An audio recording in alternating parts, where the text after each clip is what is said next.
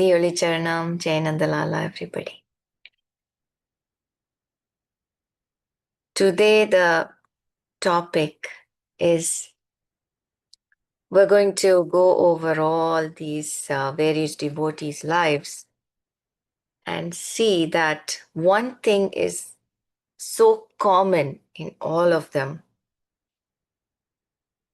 Actually, many things are common, like bhakti, unconditional bhakti, surrender, and detachment. They're unabashed by any events happening around them, unswayed. Nothing can touch them. And one thing that they all have in common is they have encountered rumors.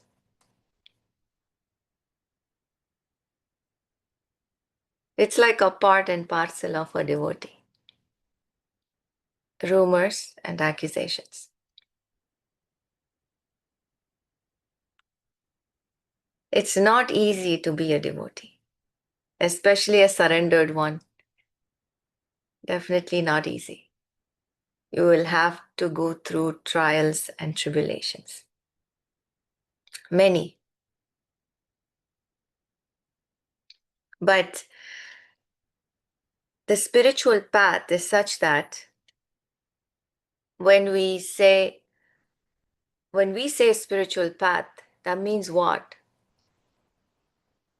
We're in the right track, opposed to wandering here and there. We're in the right track. When we are in the right track, we are going through our karmas also in a faster mode. See, people are wandering, so to come to that stop, let's say we took the highway, the expressway, right? We're taking the expressway towards Ambal.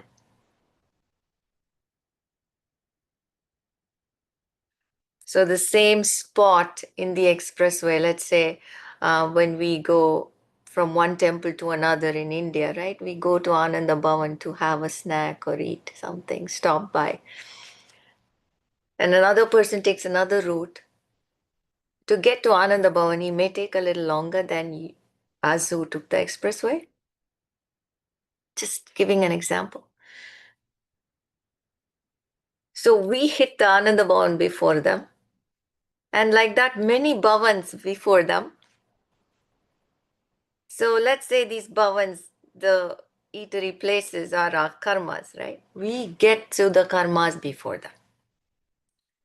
So it seems like life is full of challenges and volcanoes and tornadoes and everything all at once. Don't worry, it's because we are taking the expressway. We have to go through our karmas. And with the expressway, we get to see it faster. We're deleting it faster as we go. So it seems like one after another coming and bashing us up. But the only thing difference is we don't feel it. Once you're in the expressway, you just feel that speed and the bliss. You do not feel the bumps and you don't feel the tornadoes and volcanoes and all that because she's just zooming across the whole thing. Remember, she's the driver. So the spiritual path, yes, it's not easy, but it's made easy because of her being the driver and because we have surrendered to her. Make sense? So usually people, when they get into a spiritual life and they start doing all these spiritual activities, they feel like they are facing challenges more than the people who are not. That is why I had to explain this expressway and stuff. If you're really into that spirituality, you wouldn't even feel the turbulence. You wouldn't even feel that, oh my God, this is knocking me down. A lot of people have faced that and they have stopped being spiritual, thinking that, hey, this is not giving me any peace. I'm being hit one after the other. So I guess I'm better off being that than here. What a mistake, right? That's like you eventually have the same destination, but you're slowing the process, slowing your journey, and you don't want the anesthesia, which is the Lord, which is Ambal. You're like, I can drive this myself, let me go my way.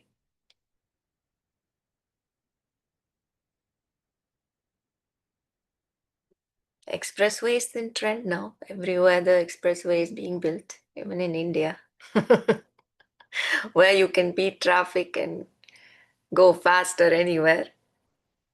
Trains, all those constructions are happening for fast trains, right? So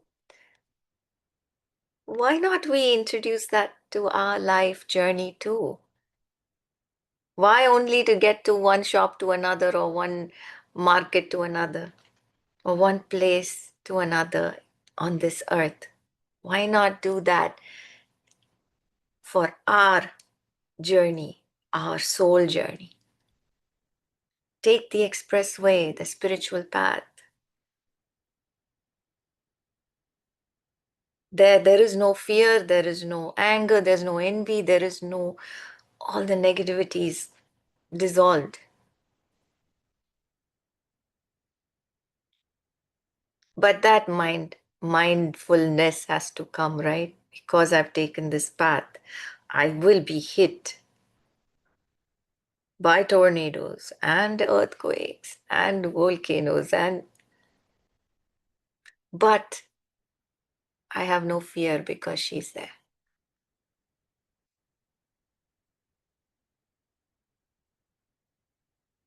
On that context, I really love Ramakrishna Paramahamsa.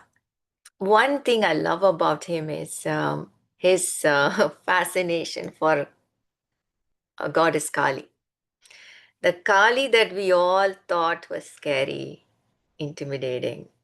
Nobody even kept Kali in the house. How many people keep Kali in the house? Do you know anyone who keeps Kali in the house? I don't. I know everyone who will be like, I don't want to keep Kali, I'll go give it to a temple. Because the Ugram, the anger, because that avataram was for a purpose. She came, she destroyed, and she went. She didn't go anywhere. She's just Ambal. It's an angry form of her. But in the end of the day, she is a drop of that Ambal. She is a particle of that Ambal. But no one wanted to deal with her. But this man, this soul, actually showed the world that Kali is not what you think. He gave a different picture of her, which none of us knew. He showed us that she is love, kindness, and she's a mother. She's a nurturing mother. Who would have thought that Kali could be all this? Even the characteristics and all that, how they describe her scares us. Her hair is loose, her tongue is out, it's dripping with blood, and her eyeliner is messed up.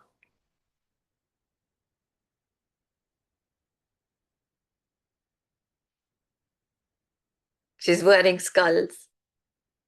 Who wants to deal with that? We want a goddess who's pretty, who has a smile on her face, looks like the moon.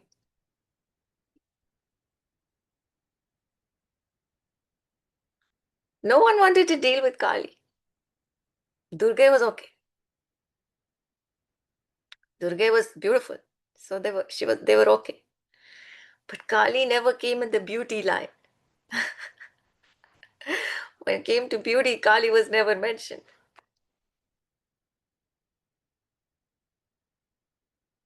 Bhayangaram, Bhadrakali. So these kind of words were used to describe Kali, but not anything to do with beauty or mother. Forget mother. But Ramakrishna Paramahamsa, his life, when you see or read about him,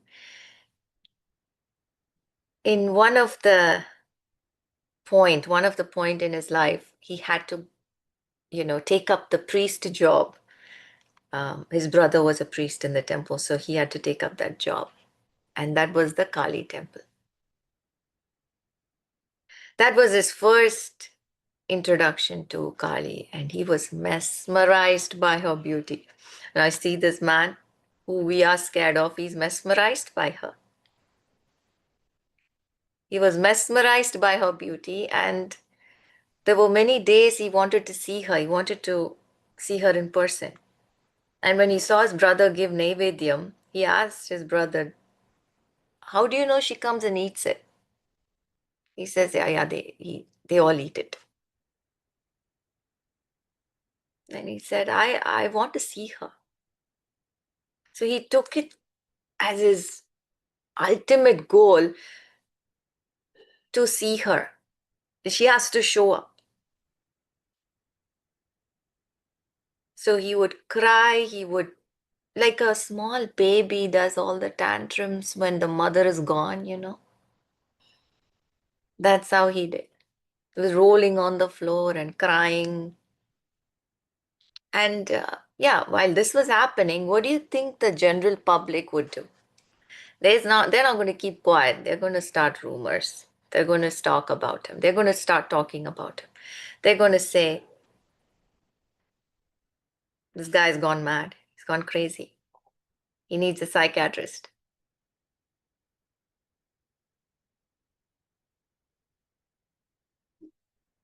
How many people saw a yearning devotee in him? Not many. No one saw a yearning devotee. Yearning for a mother's love. Yearning to lie down in her lap. Yearning to dance with her, sing with her, get fed by her. No one no one saw it that way. They only saw a madman rolling on the floor, crying, and they thought he was seeking attention. Well, they were wrong. They were not seeking attention from them. He was seeking attention from the goddess. So it came to this part where she never showed up. So he took a sword that was in her hand. He took it out and he said, "I'm gonna kill myself if you don't show up." He didn't eat, he didn't drink for days because he wanted to drink whatever he's having with her. He wanted to eat with her. So she has to show up and have her Naivedya.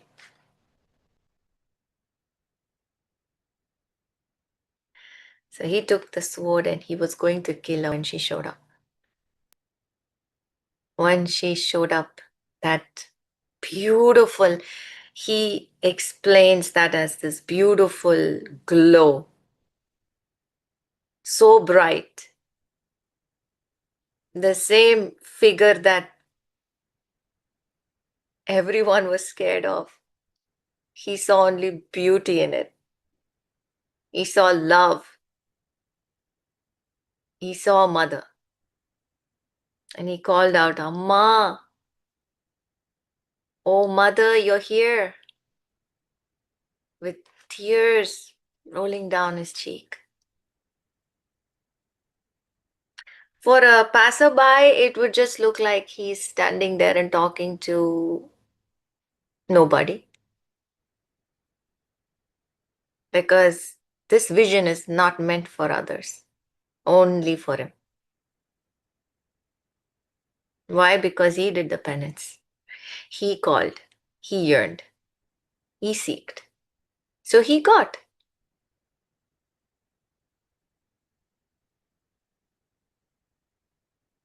So he would be talking and chatting and laughing.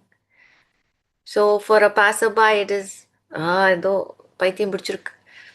He's gone mad because he's talking to a nobody. Whereas Kali was there with him,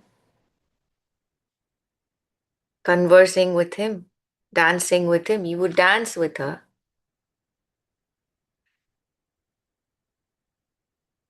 Whenever he called, she would come.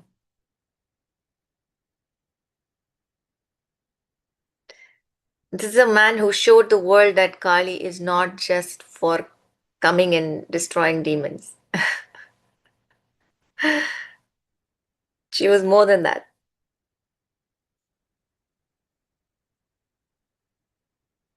He opened another door, which gave us a good picture of who Mother Kali was. And slowly, people felt more at peace around this idol. More people started going to this temple. There was no fear. So, thanks to Ramakrishna Paramahamsa, who took that cloud and gave us another vision of this beautiful goddess. He would lie on her lap and sleep. So this was his everyday activity. And then his mother, of course, his parents thought it's better to get him married, and they got him married. But nothing changed. The beauty of it is marriage was to Sharada Devi, who also was equally a spiritual person, who was very supportive, and they both had their own spiritual journeys towards the ultimate. See, that is what happens when you're in the spiritual journey. The Lord makes it like that. He makes everything easy when it comes to personal life. We have seen this with Myanmar's also. When you are a devotee, these kind of small kitbit, the family problems will not happen. They will usually be supportive, because the Lord does not want his devotee being troubled on a daily basis. As much as we yearn for him, he yearns for us too.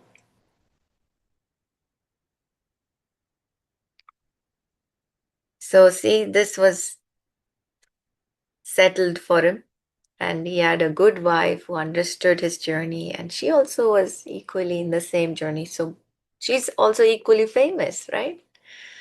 You see both of them sitting together in mostly a lot of pictures. And always the spouse is a big support, or not. It's either way, right? So it matters. In a devotee's life, the partner really matters.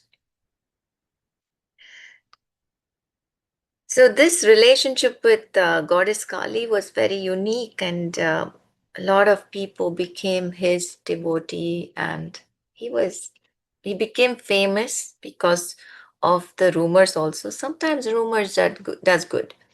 It does good. Not sometimes. When it comes to devotees, all the time it does good. Rumors and allegations always does good for a devotee. because they are unabashed by it. They don't care. They are not swayed emotionally. Did he care? All these people were saying that. No, he was enjoying with Kaali. Why would he care about what other Nana and Chacha said? He was enjoying his time with Goddess, the Goddess who no one else could see, came for him. Now that's when his disciple Narendra entered his life. Uh, famous, we know him as Vivekananda later on. So Narendra entered his life, and the first question Narendra asked him, he was a very skeptical person. He was just 21 and he had just lost his father. So he's seeking peace. But lot of questions. The youngster mind, the lot of questions, which is good. The youngster mind is good, that seeking is good, and the questions are all good. First question he asks Ramakrishna Paramahamsa was, have you seen God? Ramakrishna Paramahamsa, without waiting for a minute, he said yes. Even thinking, he said yes. I see him every day. I see him more clearly than you, he said. And he laughed. That was it. Narendra asked him, next question was, can you show him to me? That was the next question. He needs evidence, right? For that, obviously, people will be like, I'm not sure. But Ramakrishna Paramahamsa said, of course, I will show him to you.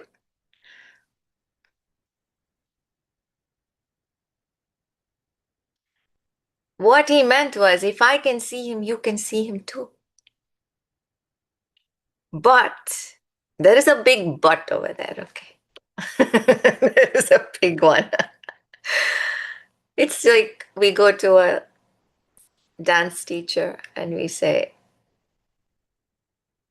can you teach me dance? I want to dance. She'll say, yeah, sure. But again, the but. What is there? The effort.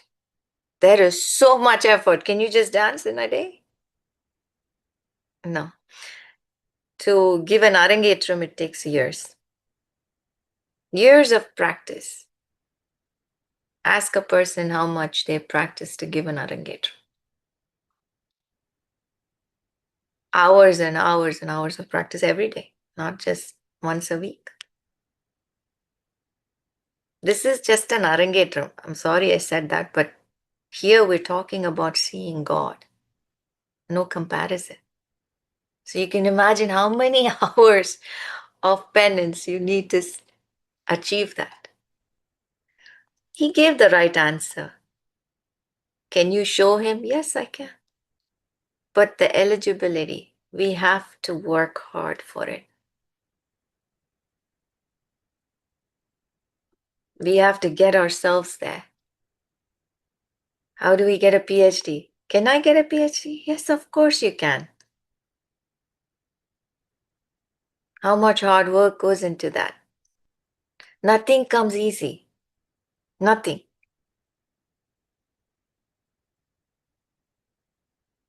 So Ramakrishna's answer really pleased this young boy because he gave him a yes. Not until today, no one said yes. No one said yes, I can show him. But Ramakrishna Paramahansa said yes.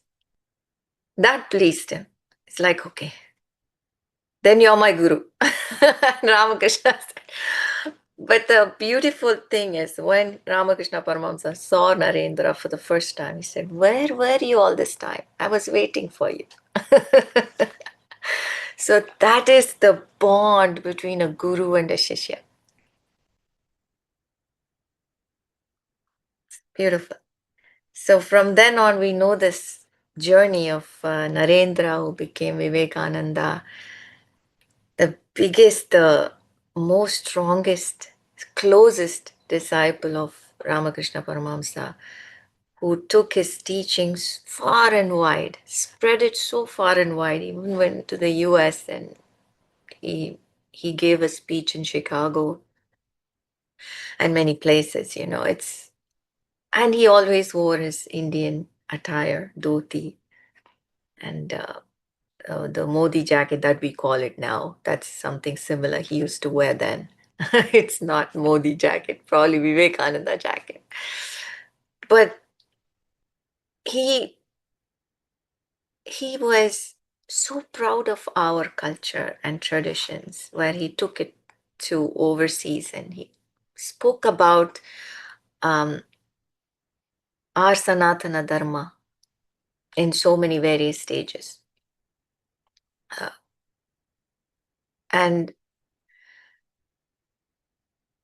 a disciple, Ramakrishna Paramahamsa, knew that this person would go a long way the minute he came in front of him.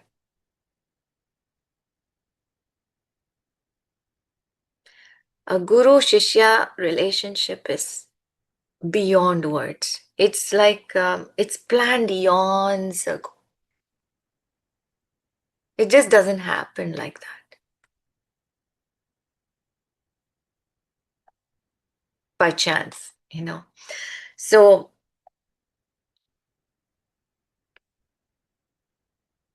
it's always nice to take in every story. When we go through these Puranas, we come across a guru and shishya. It's so beautiful to just take that journey with them when we're reading their story. Well, while we are still talking about Ramakrishna Paramahamsa, I like to tell you what all the false accusations were posted on around his life. They called him mad, and books were published proving that he's mad. He was he needed psychiatric treatment. They had some medical terms for his behavior. A lot of hallucination, they said, when actually he was talking to the goddess Kali. Of course, for a passerby, he's talking to nobody, right? So hallucination. So there was one author who even called Vivekananda mentally strained, because obviously he lost his father, and that's when he met Ramakrishna Paramahamsa. Highly vulnerable when he met so-called Ramakrishna Paramahamsa, because he had just lost his father. So he was easily swayed, he said, by Ramakrishna Paramahamsa.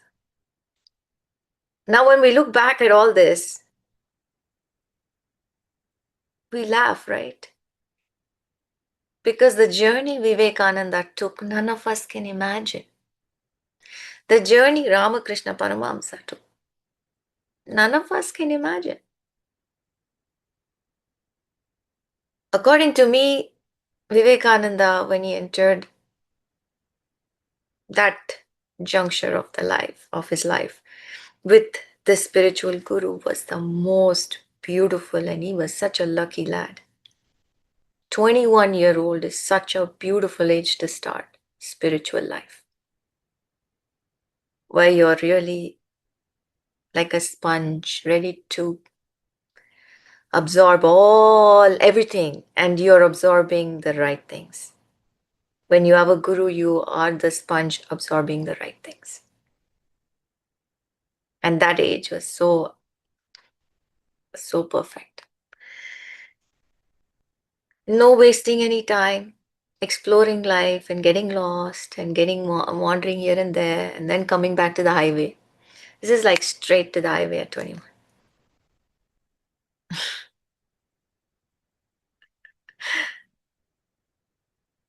Right? So that's why we talk about Vivekananda even today, the greatness even today. Everyone know him. All over the world, they know him.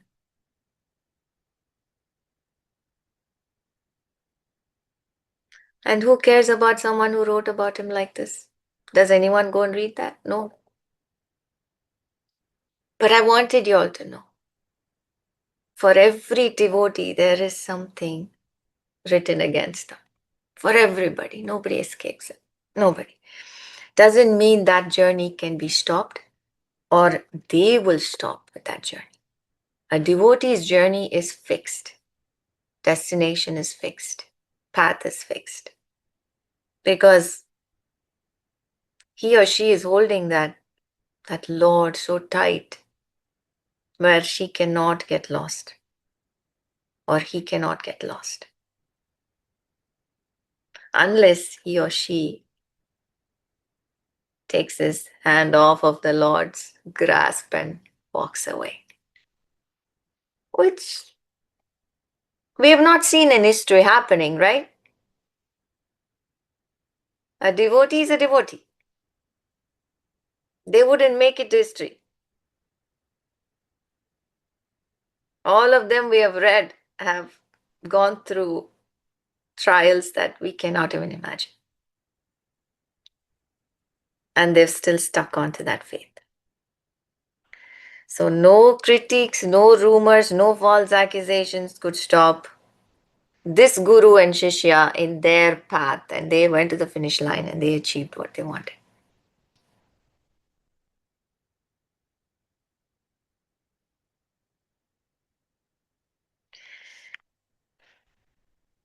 Ambal always said, never talk ill about anyone. Especially because in this world we have a lot of spiritual, religious leaders.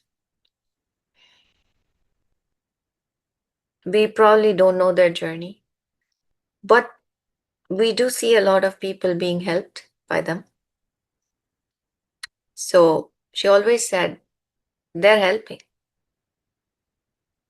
That many people are going to them. So obviously they're being helped. அப்போ நம்ம ஒன்றும் சொல்லக்கூடாது. But because that factor is there, we should not talk against them. And why did she say that? She said that because we already have our karmas. We have come here to empty. Why are we adding on? When we talk about another person who is also talking about the Lord, spreading words and messages of the Lord, that's a bad karma to take on us. Even if we may not like something they said. Let's say we didn't like something comment he made or she made. Yeah, okay, fine. That's one comment we didn't like. Let's move on. We're not their disciple or shishya. Move on. Not our problem. Not our business. We walk away. Even if anyone does talk about that person, we don't take part in it. Instead, we'll only state the good things. Oh, he's helping a lot of people. So I'm sure because he's helping a lot of people, you or I cannot do that. Can you help anybody like that? No. So let's respect that soul for what he does. And that is what is maturity. Spiritual maturity is when we walk away, when we are silent. Walking away from this nonsense, this negative talk is spiritual maturity. What she said was, Ambal, on the same context, you already have your karmas. Why are you refilling it? You know what that means? It's like you go to a restaurant, and some restaurants have refill coffee. Here in the US, we have coffee refills in Dennis and all that, right? You can ask for any amount of coffee, they'll just keep pouring. Unless we want refills of karmas. No, I don't think so. I don't think we want that. Already we've come to dissolve what we have from our previous life. Why refill here?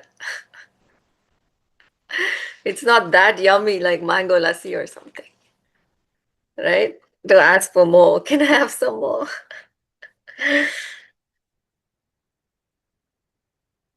So, a journey of a guru and shishya is not something everybody understands. And we don't have to understand. Always a journey of a surrendered soul is such that a lot of things are very abnormal, very abnormal. The experiences that the disciple has, the devotee has, is very abnormal. So we don't have to understand it because that person is surrendered. The experiences are very unique. They're in a trance all the time, most of the time. Very similar to Ramakrishna Paramahamsa. He had a different experience, and same thing. Each and every devotee is different. A surrendered soul is different. We don't have to understand it. We have to live and let live. We have to see how can I also surrender, which is a difficult thing to do, right? A lot of people say, I've surrendered. No, they have not.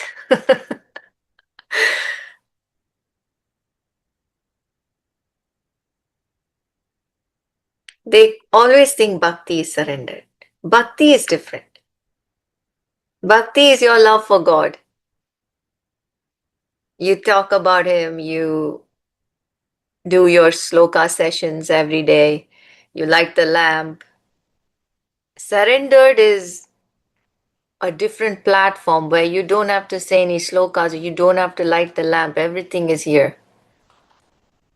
Surrendered is a blissful state. No rules.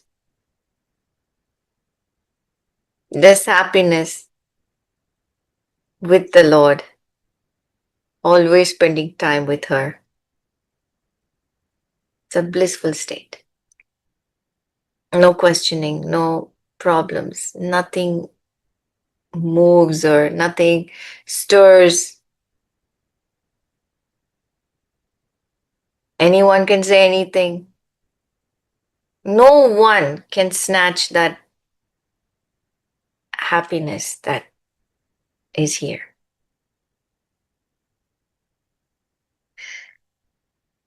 Another devotee that comes to mind is Mirabai when I talk about a surrendered soul. She was also having the same issues, but see, another different story though. But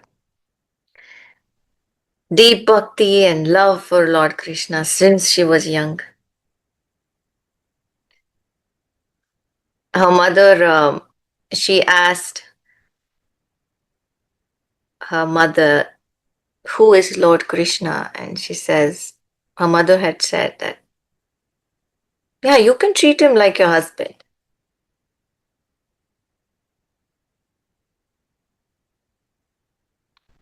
From that day onwards, she never, she's very clear, this is my husband.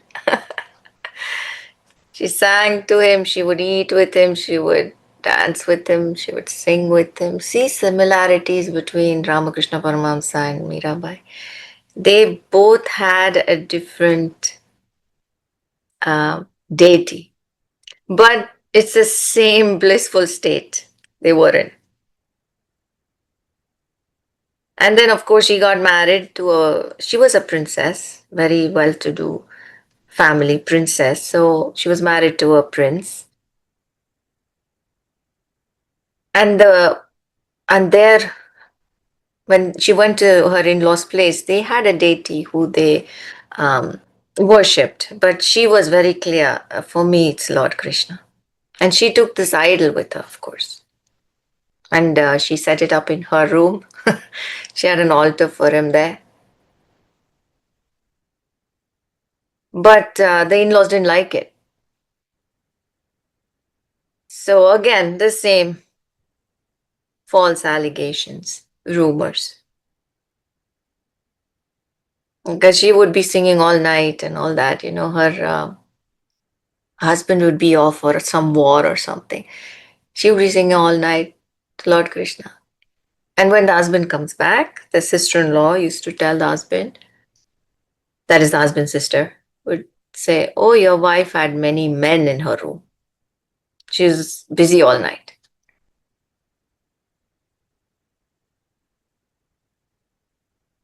So he would charge into the room with a sword and he would see her lying down under the Lord's feet, the idol.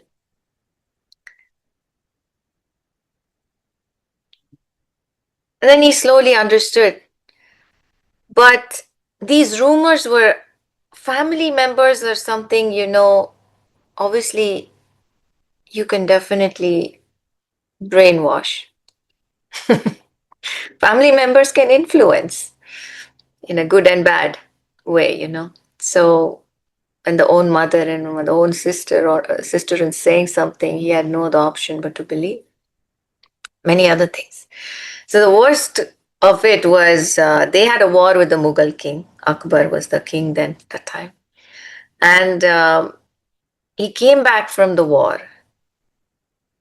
And later, because Mirabai became pretty famous because of her devotional music on Lord Krishna, the way she sang was very fascinating, enchanting for so many people that it was spread far and wide.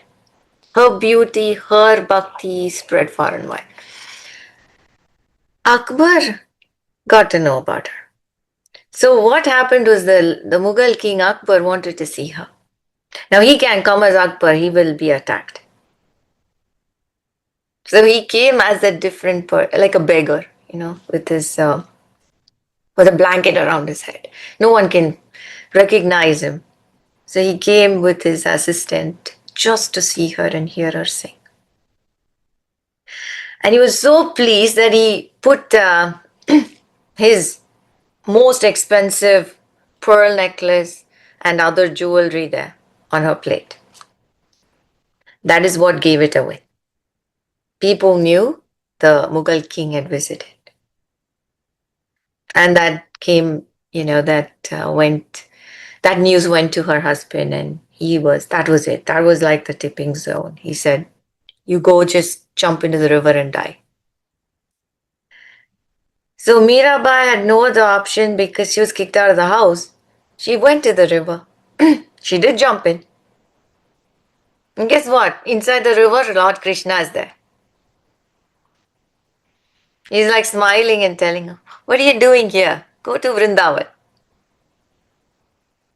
Don't worry, go to Vrindavan. I will take care of you." And she came up and she was sobbing. She was so happy. She was so happy to see him. For a devotee, that's all matters. She was not sitting and crying, "My husband left me, my old in-laws left me." No. She got out of the river, she went to Vrindavan, she did whatever she had to do. That is the surrendered soul. People were talking, a lot of people were talking. Like, I mean, for a lady, this is the worst thing that can happen, right? But did that stop her journey? Did that stop her purpose? No, she was not even affected by it. She didn't even one time say, "People are talking about me. Where do I go?" That didn't bother her. She didn't even know people were talking about her because she was so zoned out. Good thing to be zoned out. It's like a drunkard. Will a drunkard know what is going on around him? And then there is a saying, you don't have to drown in drugs and all this alcohol to get rid of worries, drown in his glory, drown in her glory. Again, same intoxication happens without any side effects.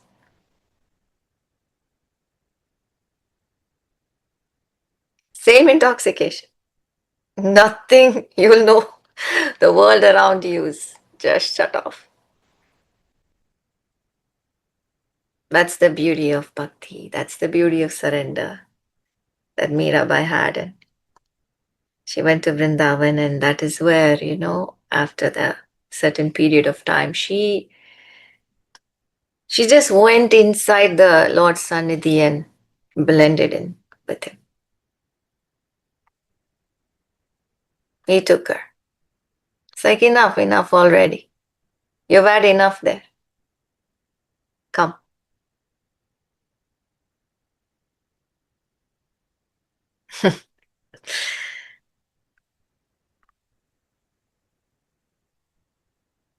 The beauty is she never fought with these people. She never fought with her husband or her in-laws or anybody. She took it. She never even explained herself. She never defended herself. It was not needed. There was a point of time when they tried to kill her when the husband was not there. They poisoned the payasam that she kept for the Lord. Because she's always swooning, with her eyes closed. What does she know what is around? Even if she's opened her eyes, she won't know what's happening around. That is a different thing. But she was so into this Lord's glories that the outside world didn't matter to her. So someone came and poisoned her payasam, she didn't even know. But they were waiting. Okay, yeah, she's going to drop dead soon after she drinks it. But nothing happened. Nothing happened because when she offered it to Lord Krishna, he has absorbed the poison. And he gave it back to her. And she drank it all. And she was singing. So when that happened again, another allegation was, oh, she's a magic person. She does this, that, this. The biggest magician is with her. Why blame her?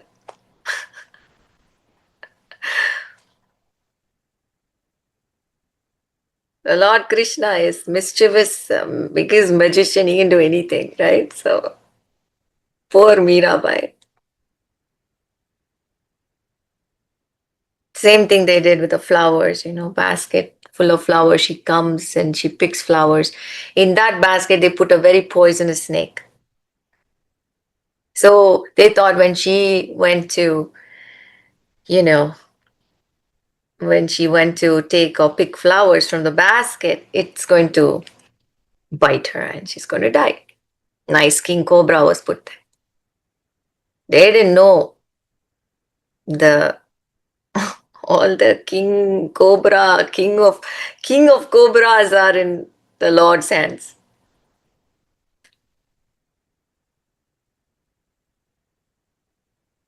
So that cobra, whatever, turned into a garland.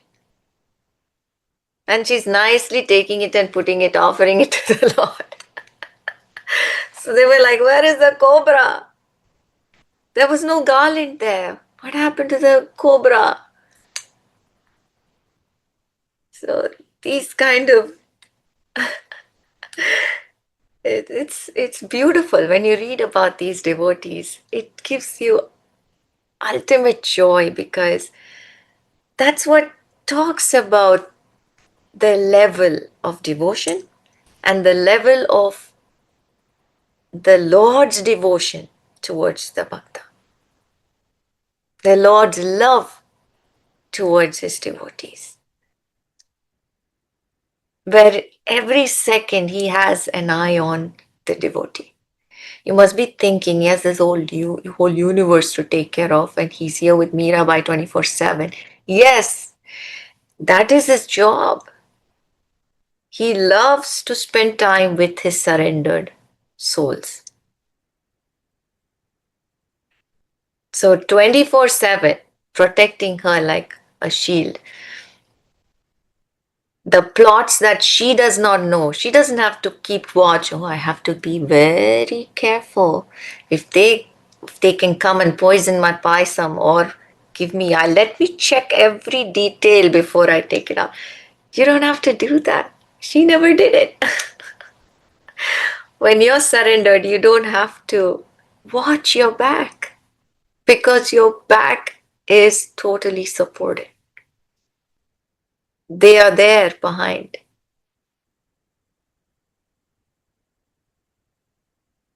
They are there making sure you don't trip when you hit a stone in the pathway.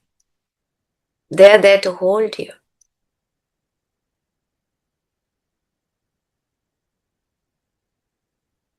So, all this is, we don't even have to be cautious. I'm talking only about surrendered souls. So, don't say, okay, I heard I don't have to look where I'm walking and trip. This is only for surrendered souls, okay? When you surrender, you get that. You get that is the gift where you can close your eyes and walk and you'll be led.